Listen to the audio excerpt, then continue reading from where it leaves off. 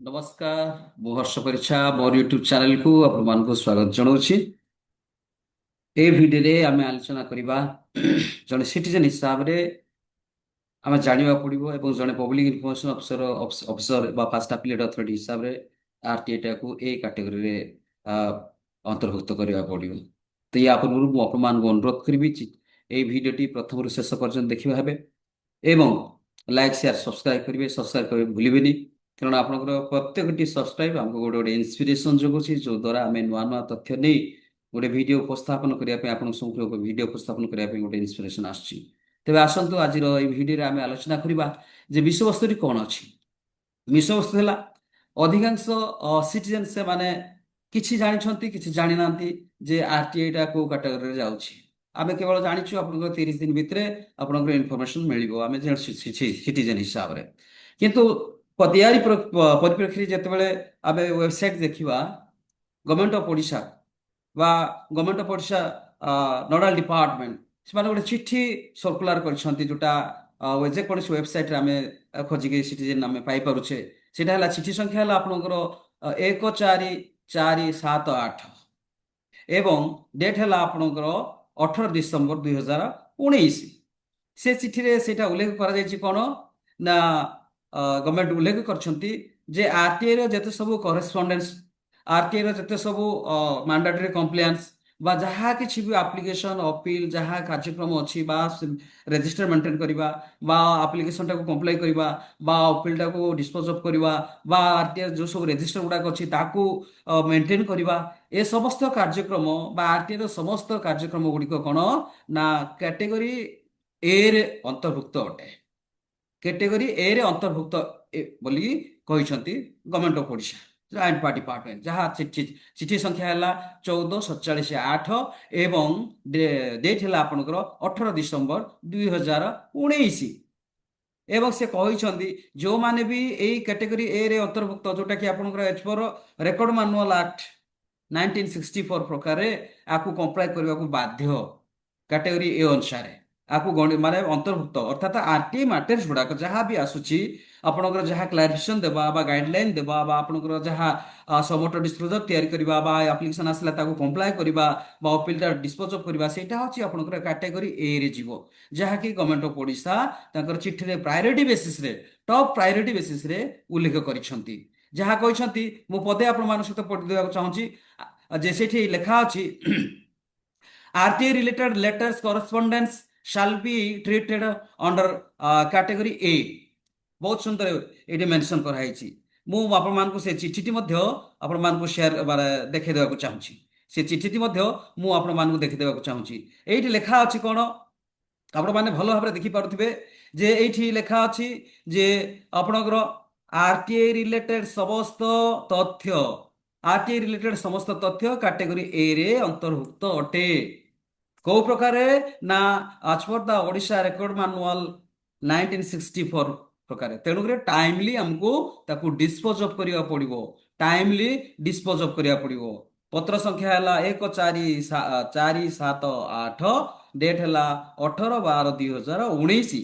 Government of Odisha ଯୋଉଟା କି RTI ର nodal department information and regulation department ସୁନ୍ଦର ଭାବରେ ତାଙ୍କର ରୋଲ ଆଣ୍ଡ ରେସ୍ପନ୍ସିବିଲିଟି ସେମାନେ ପ୍ରତିପାଦନ କରିଛନ୍ତି, ଯାହାକି ସେକ୍ସନ 26(1) କହୁଛି। ସେ ଅନୁସାରେ ସେମାନେ ସମସ୍ତ ପବ୍ଲିକ ଅଥରିଟିକୁ ଜଣେଇ ଦେଇଛନ୍ତି, ସମସ୍ତ ନାଗରିକ ମାନଙ୍କୁ ଆମ ମାନଙ୍କୁ ସିଟିଜେନ ମାନଙ୍କୁ ଜଣେଇ ଦେଇଛନ୍ତି ଯେ ଆରଟିଆଇ ଟା ହଉଛି କ୍ୟାଟେଗୋରୀ 1 ରେ ଆସୁଛି। ତେଣୁକରି ତାର ଆରଟିଆଇ ରିଲେଟେଡ ସମସ୍ତ କରେସ୍ପଣ୍ଡେନ୍ସ, ସମସ୍ତ କାର୍ଯ୍ୟକ୍ରମ, ସମସ୍ତ କମ୍ପ୍ଲେନ୍ସ ଆପଣଙ୍କର କାଟେଗୋରୀ ଏ ରେ ଆସିବ।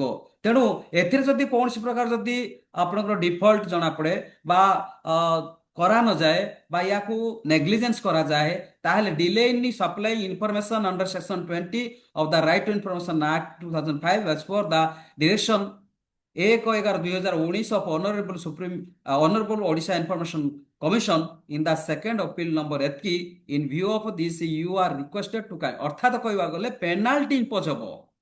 Beside this there shall be liable penalty for delay in supply information, ଯୋଉଟା କି ଓଡ଼ିଶା ଇନଫର୍ମେସନ କମିଶନ ତାଙ୍କର ସେକେଣ୍ଡ ଅପିଲ ନମ୍ବର ହେଲା ଏଇ ଭିଡିଓଟି ଆପଣ ମାନେ ନେକ୍ସଟ ଟାଇମରେ ପାଇପାରିବେ, ଯୋଉଟା କି ସେକେଣ୍ଡ ଅପିଲ ନମ୍ବର ହେଲା ଆପଣଙ୍କର କେତେ 1459/2016 डेट है आपंकर 1/11/2019 रे जहाँ मतव्यक्त करिसंती जो माने भी आपण मानकर आरटीआई मैटर्स गुडी को डिले करछंती से मान को पेनाल्टी करा जिवो एठी पूरा प्रांजल भाव लिखा अछि आज्ञा प्रांजल भाव रे एठी पूरा प्रांजल भाव लिखा अछि कोन लिखा अछि ना RTI matters following which the consider concerned officers may be liable for departmental action besides they shall be liable for penalty for delay in supplying information under section 20 of the Right to Information Act 2005 as for the direction dated 1/11/2019 of Honorable Odisha Information Commission in the second appeal number ହେଲା ଏତିକି। ତେଣୁ ପ୍ରତ୍ୟେକ public information officer ଏଥିରେ sensitive ହେବା ଦରକାର, ଜାଣିବା ଦରକାର, hour ହେବା ଦରକାର। ଆରଟିଆଇ ଟାକୁ ଆପଣଙ୍କର ଏ କାଟେଗୋରୀ ଦେଇ ଆପଣଙ୍କର କମ୍ପ୍ଲାଏ କରିବାକୁ ପଡିବ ବା ଅପିଲ ଆସିଲା ଡିସ୍ପୋଜ ଅଫ୍ କରିବାକୁ ପଡିବ ବା ଆରଟିଆଇ ର ସମସ୍ତ ତଥ୍ୟକୁ ଆମେ ପ୍ରତ୍ୟେକ ରେଗୁଲାର ଇଣ୍ଟରଭାଲରେ ତାକୁ ଅପଡେଟ କରିବାକୁ ପଡିବ ବା ଅପଲୋଡ କରିବାକୁ ପଡିବ। ଏଇଟା ହଉଛି କାଟେଗୋରୀ ନମ୍ବର ଏ। ତେଣୁ ଏଇ ଚିଠିକୁ ବେସ୍ କରି ଆଉ ଗୋଟେ ଚିଠି ମଧ୍ୟ ମୁଁ ଆପଣମାନଙ୍କୁ ଦେଖିବାକୁ ପଡିବି ଯେତେବେଳେ ଗଭର୍ଣ୍ଣମେଣ୍ଟ ଅଫ ଆଇନ ଡିପାର୍ଟମେଣ୍ଟ ଗଭର୍ଣ୍ଣମେଣ୍ଟ ତାଙ୍କର ନିଜର ଭ୍ୟୁ ରଖିଲେ ଏଇ ଚିଠି ମାଧ୍ୟମରେ ସେଇ ଚିଠିକୁ ବେସ୍ କରିକି ଆପଣଙ୍କର department of higher education Odisha ଗଭର୍ଣ୍ଣମେଣ୍ଟର ହାୟର ଏଜୁକେସନ ଡିପାର୍ଟମେଣ୍ଟ ମଧ୍ୟ ସେମାନଙ୍କର ଡିରେକ୍ଟରେଟ୍ ମାନଙ୍କୁ ସେମାନେ ଚିଠି କଲେ। ପତ୍ର ସଂଖ୍ୟା ହେଲା ଆପଣମାନେ ଦେଖିପାରୁଥିବେ ପତ୍ର ସଂଖ୍ୟା ହେଲା 24017 ଏବଂ ଡେଟ୍ ହେଲା ଆପଣଙ୍କର 21/7/2020 ସମସ୍ତ ଡିରେକ୍ଟରେଟ୍ ମାନଙ୍କୁ କୁହାଯାଇଛି। ସେମାନେ କହିଛନ୍ତି ଯେ ସମସ୍ତେ ଆପଣଙ୍କର ଆରଟିଆଇ ରିଲେଟେଡ୍ ସମସ୍ତ ମ୍ୟାଟରକୁ ଟାଇମଲି କମ୍ପ୍ଲାଏ କରିବେ। As per Odisha Record Manual 1964 ପ୍ରକାରେ timely disposal of the RTA matters following which the concerned officers may be liable for department action। ତାପରେ ଆଉ ସେମାନେ ମଧ୍ୟ ଉଲ୍ଲେଖ କରିଛନ୍ତି they shall be liable for penalty for delay in supplying information under section 20 of Honorable Odisha Information Commission in the second appeal number 1459/2016 this may be treated as most urgent and a top priority। ସମସ୍ତେ ସବୁ government ମଧ୍ୟ ଏଇଟା କରିଛନ୍ତି ଏବଂ ସବୁ department କରାଯାଇଛି ଯାହାକି ମୁଁ ଏଇ ଗୋଟେ ଉଦାହରଣ ଦେଲି। ତ ଏଇଭଳି ଭାବରେ ଯେ ଆରଟିଆଇ କୁ ଡ୍ରାଇଭ୍ କରୁଛନ୍ତି ଆମ ଓଡ଼ିଶା ଗଭର୍ଣ୍ଣମେଣ୍ଟ ଯୋଉଟା କି nodal department information commission information publication department ସେମାନେ ନିଶ୍ଚିତ ଭାବରେ ଏ ସମସ୍ତ ଭଲରେ କରିଛନ୍ତି ଭଲ ସବୁ ସମସ୍ତଙ୍କୁ ଜଣେଇ ଦେଇଛନ୍ତି। କିନ୍ତୁ କଥା ହେଲା ଏଇଟା ଯେ ସମସ୍ତ ପବ୍ଲିକ ଇନଫର୍ମେସନ ଅଫିସର ଏଇ ଚିଠି ପ୍ରକାରେ ବା ଏଇ ଲେଟର ପ୍ରକାରେ ଆପଣଙ୍କର ସେମାନେ କାର୍ଯ୍ୟକ୍ରମ କରୁଛନ୍ତି କି ନାହିଁ ट्रिटेड करछंती नहीं कैटेगरी ए रे ट्रिटेड करछंती नहीं बा आमे जेतले सिटीजन हिसाब रे जाउछु हमकु ठीक मात्रा रे इन्फॉर्मेशन मिलुछि कि नहीं टाइमली अपील आसेला आपनकर टाइमली 30 दिन भितरे आपन डिस्पोज ऑफ होछि कि नहीं जदि किछि कंस्टेंट रहला आ 15 दिन लिखित आकारे नै कि 45 दिन भितरे आपन डिस्पोज ऑफ होछि नि यार ऊपर समस्त पब्लिक इन्फॉर्मेशन ऑफिसर समस्त फर्स्ट अपीलेट अथॉरिटी जानिबा दरकार बा आवर हेबा दरकार।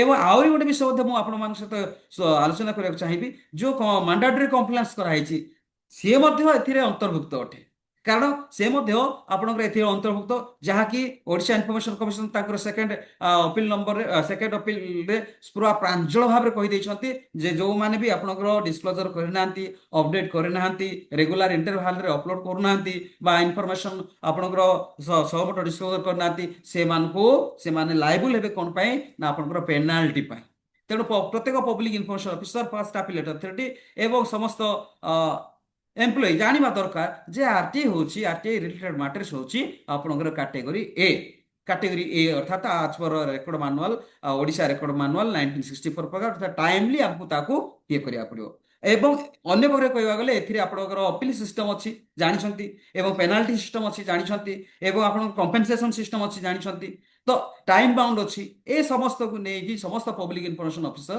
आपनकर आवर हेबा दरकार जे से माने निजको पेनाल्टी इंपोज न करंतु बा पेनाल्टी रे अंतर्भुक्त न होंतु सिटीजन ठीक टाइम रे इन्फॉर्मेशन पाई के उपकृत होंतु बा आमे जतले इन्फॉर्मेशन मागुछु सिटीजन हिसाब रे बा आमे सिटीजन माने जतले पब्लिक अथॉरिटी को जाउछु पब्लिक इन्फॉर्मेशन ऑफिसर ए चिठी को फॉलो करी आपण मानकर टाइमली इन्फॉर्मेशन देबा दरकार बा टाइमली समस्त आरटीआई तथ्य को आपनकर कंप्लाई करबा दरकार। वीडियोटी देखिथिबा हेतु मु आपण मानकु धन्यवाद दोछि एवं बहु मात्रा रे समस्त पीआई समस्त सिटीजन जेपरि जानि परिबे तेणु आपण माने बहु मात्रा रे शेयर करबे लाइक करबे सब्सक्राइब करबे एवं कमेंट देबा को भूलिबे नहीं।